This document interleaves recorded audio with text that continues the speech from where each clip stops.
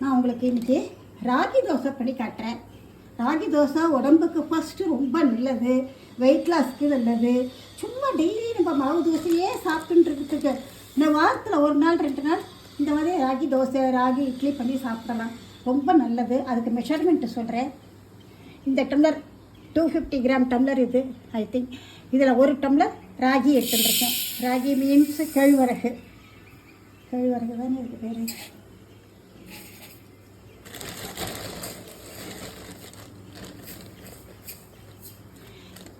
Tumbler கூட இல்லை, இன்னும் கூட குறைக்கணும்.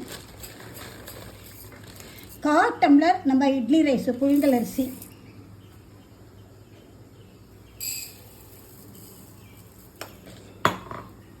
அதே அளவு உளுத்தம்பருப்பு,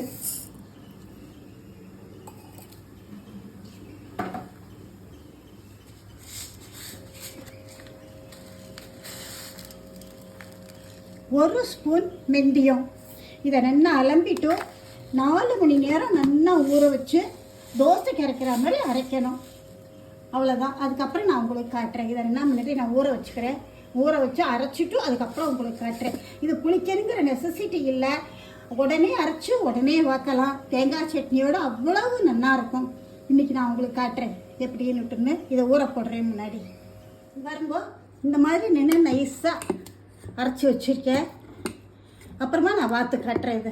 இது வந்து புளிக்கணுங்கிற அவசியம் கிடையாது. கல் போட்டாச்சு, தோசை வைக்கிறேன்.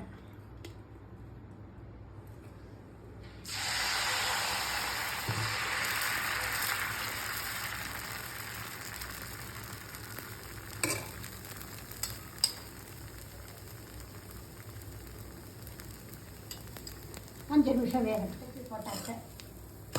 1 செகண்ட் ரோஸ்ட் போட்டோம்னாக்க நல்லா ரோஸ்ட்டாக இருக்கும்.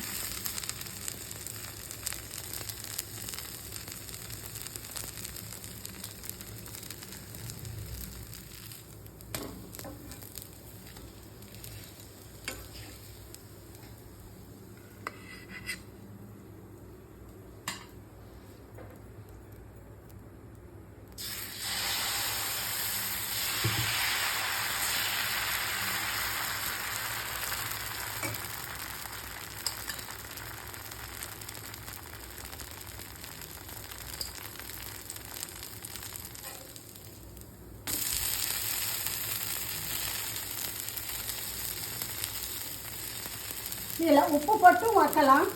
உங்களுக்கு வேணும் வெள்ளத்தோசை வேணும்னாக்க வெள்ளத்தை நல்லா பொடி பண்ணி போட்டுன்னுட்டு இல்லை கொஞ்சமாக தண்ணி விட்டு கரைச்சிட்டு இதில் ஊற்றிட்டு வெள்ளத்தோசையும் நீங்கள் வாத்து சாப்பிடலாம்.